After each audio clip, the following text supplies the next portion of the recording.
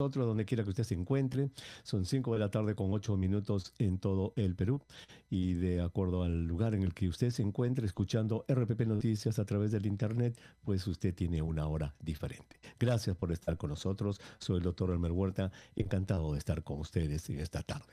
Más tarde vamos a ver el número de la salud, es el 169, un número muy interesante, 169. Y vamos también a, obviamente, ver las partes del cuerpo humano. Vamos a ver los huesos metacarpianos más tarde. Pero ahora vamos a hablar de este hecho que ha ocurrido con el Ministerio de Salud, en el cual ha tratado de ocultar a toda costa de que cometieron por lo menos un error de juicio.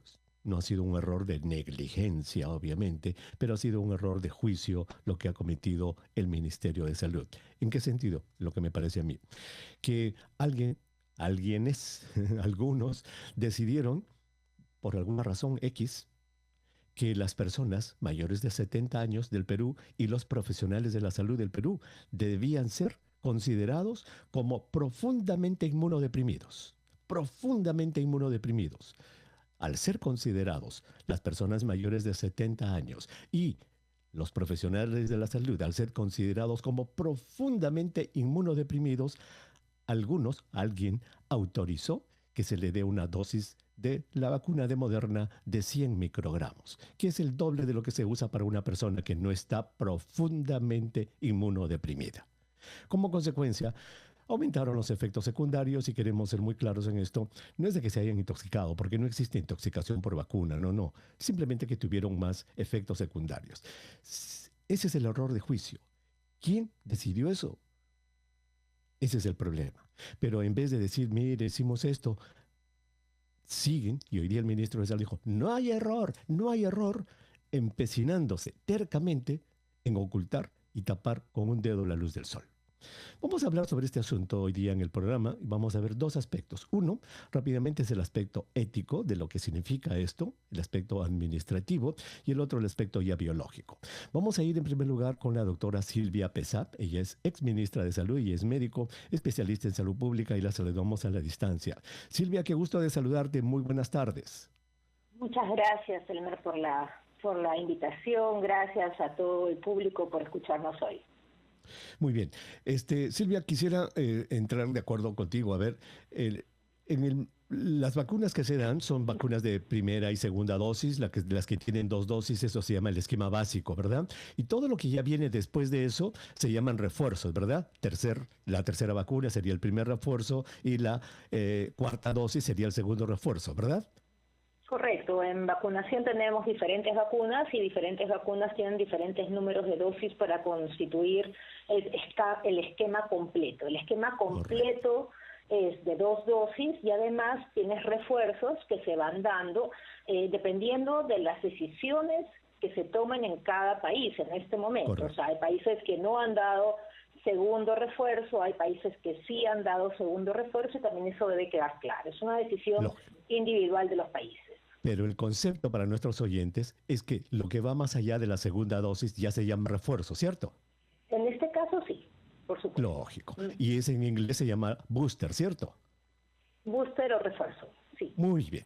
Pues escuchemos y quiero tu opinión acerca de lo que esta tarde ha dicho el ministro de Salud. Silvia, quisiera que escuches. La clave que ustedes tienen que recordar, y yo creo que como periodistas, muchos de ustedes saben la palabra en inglés, que es booster. Booster es un refuerzo, lo cual nosotros no estamos manejando ese esquema.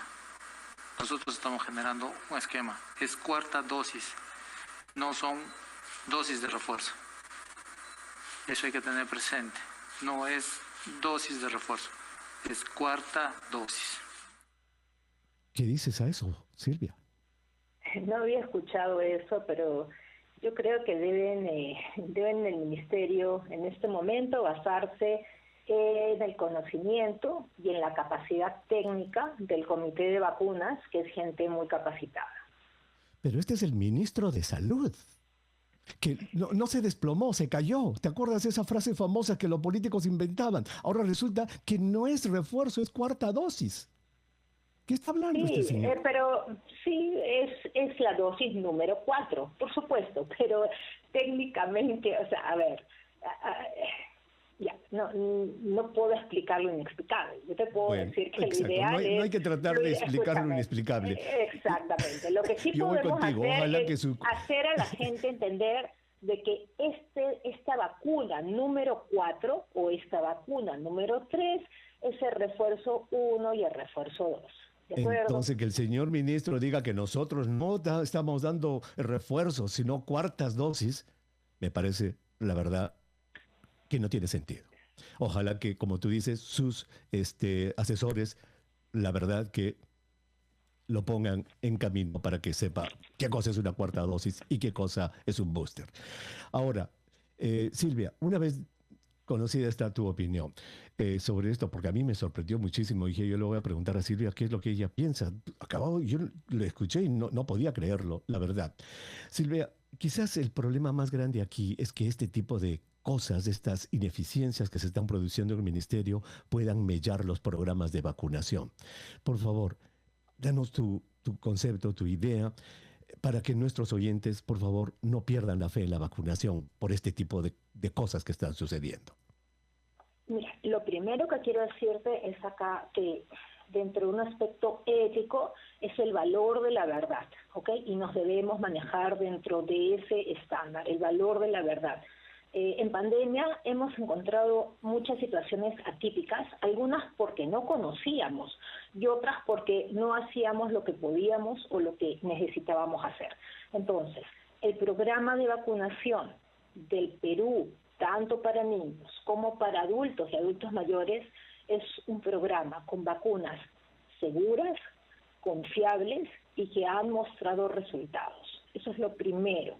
Yo le pido por favor a los padres de familia, no porque estemos ahora en la semana de la vacunación de las Américas, sino porque necesitamos garantizar que todo ese periodo que no se vacunó, los niños tengan o sus vacunas completas o sus refuerzos, justamente sus boosters, ¿ok? Entonces, yo pido por favor a toda la población que seamos conscientes que sí puede haber habido un error. Lo primero que debe hacer el ministerio es decir, ok, estamos retomando el curso porque hemos visto que hay eventos adversos, sucede y en salud pública a veces nos pasa. O sea, no vamos tampoco a decir que no, que todo está sumamente limpio. No es así.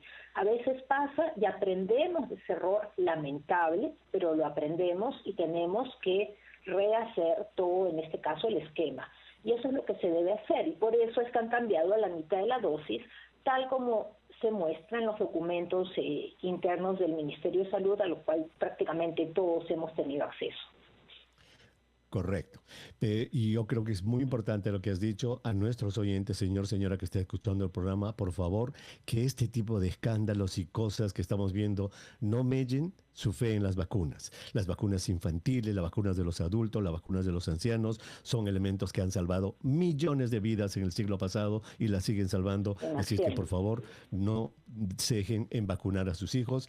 Y yo estoy completamente de acuerdo contigo, Silvia, en que las autoridades, tú has sido ministra de Salud, tienen que tener la entereza para decir, sí, hubo un error, y no salir de una conferencia de prensa como salió el ministro hoy día diciendo así. No hubo error, no hay error, no hay error. No hay error. Tapar la luz con un dedo. Bueno, pero acá sí hay algo importante, ¿no es cierto? Gracias a Dios, no ha habido ningún caso de evento adverso severo, ¿ok? Eso es por un lado. Por otro lado es que nosotros como personal de salud y sobre todo el ministro y todos sus demás funcionarios, y hablo del ministro para abajo, deberíamos considerar el primum non nocere, o sea, primero no hacer daño. Entonces, ese es el impacto de las acciones del Estado y que debemos considerarlas para lo que hacemos en la comunidad.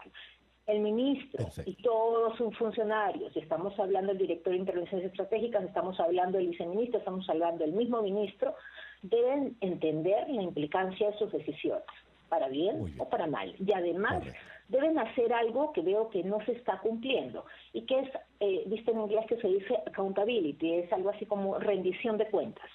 Entonces, Acá hay que rendir cuentas, hay que decir qué se ha hecho o por qué no se ha hecho algo, ¿ok? Y hay que tener muy claro los porqués y los cómo. Debe ser claro. Y además, los medios probatorios para una decisión o la otra. Es probable que hayan habido medios probatorios para alguna decisión y nosotros no lo sabemos. Exacto, exactamente. Ese es el punto, entonces, la transparencia. Ese es el punto. Y yo quiero recordar, ¿sabes qué? Por ejemplo, yo creo que dos grandes ejemplos en la pandemia fueron Angela Merkel, la ex premier, y Jacinta Ardern, la ministra, la primer ministra. Angela Merkel mandó una cuarentena para Semana Santa y a la semana dijo, discúlpenme, me equivoqué, estuve equivocada, no hay cuarentena. Ese es el líder, no un señor como este que sale ahí, no hay error y lo va a seguir diciendo cuando estamos frente a un error. Silvia, muchísimas gracias por haber estado con nosotros. De verdad te agradezco, por favor, lo único que les pido es, mamás, papás, señores, la vacunación que hace el Ministerio de Salud es una vacunación segura. Continuemos con el Programa Nacional de Vacunación, que no se caiga, que nuestros niños no se infecten por algo que no deberían infectarse. Gracias, gracias a todos. Muchísimas gracias, Silvia. La doctora Silvia Pezá, ex ministra de Salud, estuvo con nosotros. Como dijimos en la mañana, las vacunas, señoras, son seguras y efectivas. Lo que no son seguros y efectivos son estos funcionarios realmente incapaces que tenemos. Regresamos.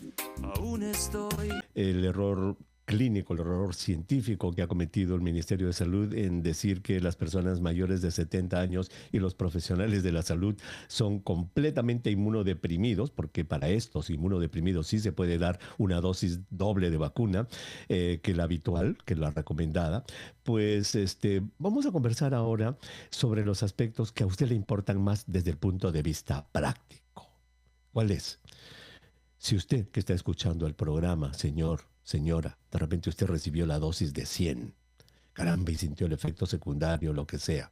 La pregunta es, ¿eso le hará daño? ¿Se intoxicará por la vacuna? ¿Existe intoxicación por exceso de vacunas? El doctor Arturo Pareja, él es médico, es director del Centro de Investigación de Virología de la Universidad San Martín de Porres. También tiene un doctorado en inmunología y nos va a ayudar a caminar esta ruta. Doctor Pareja, qué gusto de saludarlo. Buenas tardes. ¿Cómo está? Muy buenas tardes. Encantado. Soy el doctor Elmer Huerta. Doctor, gracias por estar con nosotros. Doctor, me gusta, es mi doctor. Sí. ¿Puede uno intoxicarse con vacunas? No, en principio no existe el uso o el término intoxicación, ¿no? Por una vacuna. Lo que uno puede tener es efecto adverso, que es lo que nosotros conocemos, ¿no? Pero intoxicación no es algo, no es un alimento o algo, ¿no? Correcto. Me alegra que lo haya aclarado, porque usted sabe cómo habla nuestra gente. La gente dice, se va a intoxicar, le han puesto doble dosis, le va a chocar, Ahora, que le choque y tenga un poco más de efecto, sí, pero me encanta que usted de frente ha dicho, no existe. El otro día en este programa, doctor, tenemos, el próximo segmento va a ser de eso, tenemos una trivia que se llama El Número de la Salud, en el cual todos los días escogemos un numerito que tiene algún significado en el campo de la salud. Hace un par de semanas, escogimos el número 90. ¿Y 90 qué cosa era, doctor? Era el número de veces que se había vacunado un alemán. Y lo habían arrestado en Marburg, en Alemania, por vacunarse 90 veces con la vacuna de COVID. ¿Y por qué? Porque el hombre vendía los certificados que le daban, los vendía por un montón de dinero a los que no querían vacunarse. Pero eso mostraba lo que usted dice, que uno puede recibir 90 vacunas y no pasar nada. Entonces, en ese sentido, ¿qué puede haberle o qué puede pasar? ¿Qué es lo que pueden esperar? ¿Qué deben saber nuestros oyentes? Algunos de ellos puedan haber recibido esta dosis de 100 microgramos en vez de 50 de la vacuna de Moderna. Muy bien. En realidad lo que sucede con los efectos adversos es que los síntomas que uno tiene, por ejemplo, dolor de cabeza, el mismo dolor del pinchazo, malestar general, bueno, lo tumba la cama, pues digamos que es el más drástico. Eso es efecto de nuestro propio sistema inmune que reacciona contra la vacuna, ¿no? En realidad la vacuna es un estimulante, ¿ok? Es un estimulante de nuestro sistema inmune y nuestro sistema inmune reacciona. ¿Cómo reacciona? Con un poco de fiebre, con un poco de dolor, con un poco de malestar, que eso es lo más común cuando uno recibe una vacuna y puede estar seguro que el estímulo ha sido bueno hasta cierto punto. Solo que cuando esos síntomas que a uno les molesta aumentan en su intensidad o aparecen otros mucho más molestosos, ya estamos hablando de síntomas quizás moderados. Si nosotros vemos un efecto grave, obviamente el efecto grave es cuando hay riesgo en la vida de la persona. Hay un riesgo, por ejemplo, se desmayó, tuvieron que internarlo, llevarlo de emergencia, eso se llama un efecto adverso grave. Hasta el momento, doctor Huerta, en todos estos ya meses, años de la vacunación en el mundo, no hemos visto efectos adversos graves en una cantidad desproporcionada. No hemos visto con ninguna vacuna. Hasta ahora se ha reportado, ya son más de 12 meses, mucho más de experiencia con la vacuna, y no se ha visto en los millones de personas en el mundo estos eventos adversos graves que alarman. Correcto, le doy el dato exacto. Hasta el día de hoy, tengo este contador, dice, hasta el día de hoy se han dado 11.500 millones de dosis de vacunas. 11.500 millones, qué número tan grande, y no hay lo que usted dice. Correcto. Ahora, desde el punto de vista, digamos, o sea, me alegra lo que usted dice. Para nuestros oyentes, señor, señora, si usted, su papá, su mamá, su abuelito, abuelita recibió esta dosis de 100 microgramos, no se preocupen, no va a pasar nada, y que esto que está pasando no debe mellar su fe en las vacunas. Y para los que vayan mañana o esta tarde a vacunarse y les ofrezcan la de Moderna, pongan su hombro, reciban esta dosis de 50 que van a quedar perfectamente protegidos. Eso no está en duda. Doctor, quiero terminar con esta pregunta.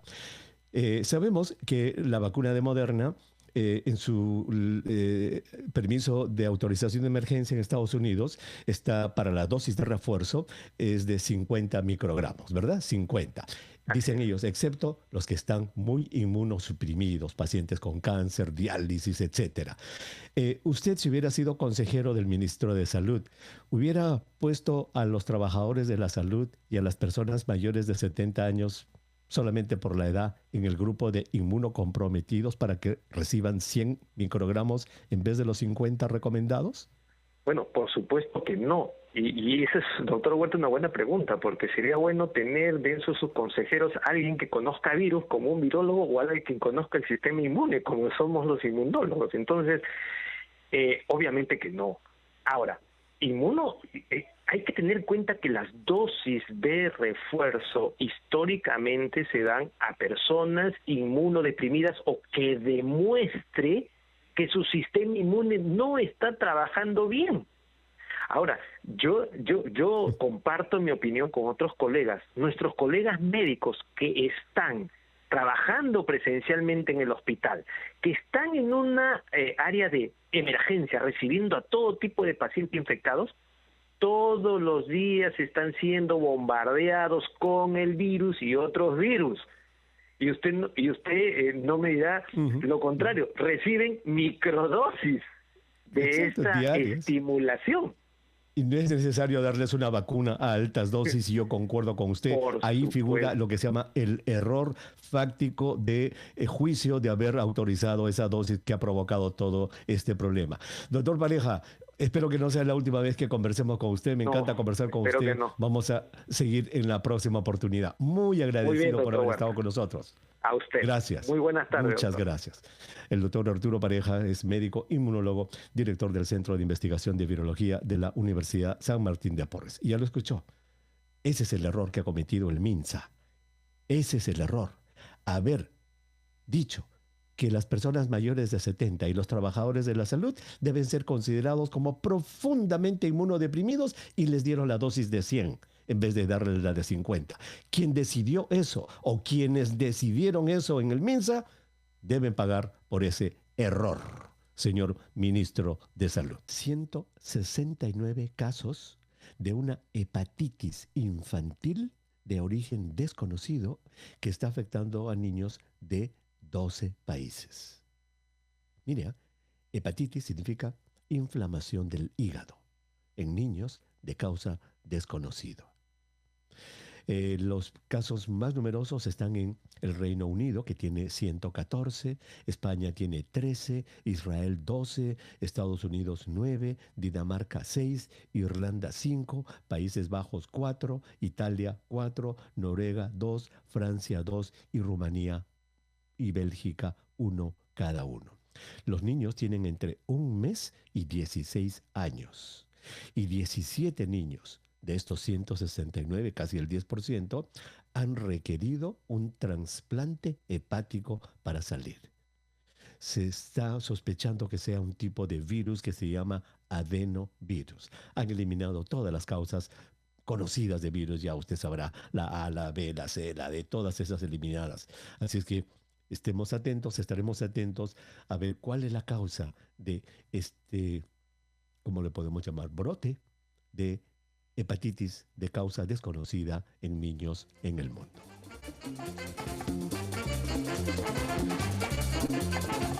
Y del número de la salud nos vamos como por un tubo al cuerpo humano. Maravillosa máquina, el cuerpo humano. El doctor Pedro Vélez Aytal es médico traumatólogo del Hospital Sabogal de Salud y nos va a ayudar hoy día a responder 3 preguntas básicas sobre los huesos metacarpianos. 1. ¿Qué es? ¿Dónde se encuentran? 2. ¿Para qué sirven? ¿Cómo funcionan? Y 3. ¿Qué enfermedades pueden sufrir? Doctor Vélez, qué gusto de saludarlo. Muy buenas tardes. Buenas tardes, doctor Huerta. Qué gusto escucharlo nuevamente. El gusto es mío. Muchas gracias por ayudarnos nuevamente en esta trivia, doctor. Primera pregunta. Entonces, vamos. ¿Qué es y dónde se encuentran los huesos metacarpianos? Perfecto. Los huesos metacarpianos son los huesos más largos de la mano. Tenemos 5 por cada mano y se encuentran básicamente en la palma de la mano. Son fácilmente palpables en el dorso y podemos ver sus cabezas al hacer el puño. Y estos se conocen comúnmente como los nudillos de la mano.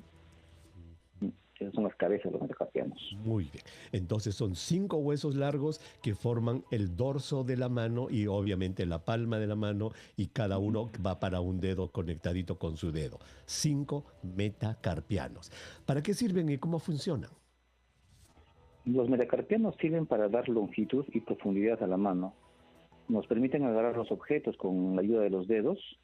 Y el primer metacarpiano es uno de los más importantes, al ser el más móvil, ya que tiene un movimiento de oposición y permite aumentar el área y la fuerza de prensión de la mano, que viene a ser el agarre de la mano. Muy bien, ese es el que va para el pulgar, obviamente, que es el famoso, la pinza del dedo pulgar. Doctor, ¿qué enfermedades pueden sufrir los metacarpianos? Bien, los metacarpianos, como todos los huesos, son susceptibles de sufrir traumatismos. Pueden sufrir fracturas, sobre todo el quinto metacarpiano, el que corresponde al dedo meñique. Ese metacarpiano suele sufrir fracturas conocidas como fracturas del boxeador, que se producen al golpear objetos inanimados o una persona, etcétera. Y otra lesión común son las degeneraciones del cartílago, que ocurren en la base del primer metacarpiano, que es el que corresponde al dedo pulgar.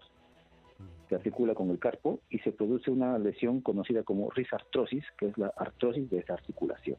Es una lesión bastante dolorosa. La artrosis del primer metacarpiano, la del pulgar. Y de la base, pueden, o sea, los traumas. ¿Qué otras cosas? Perdón, no lo escuché bien.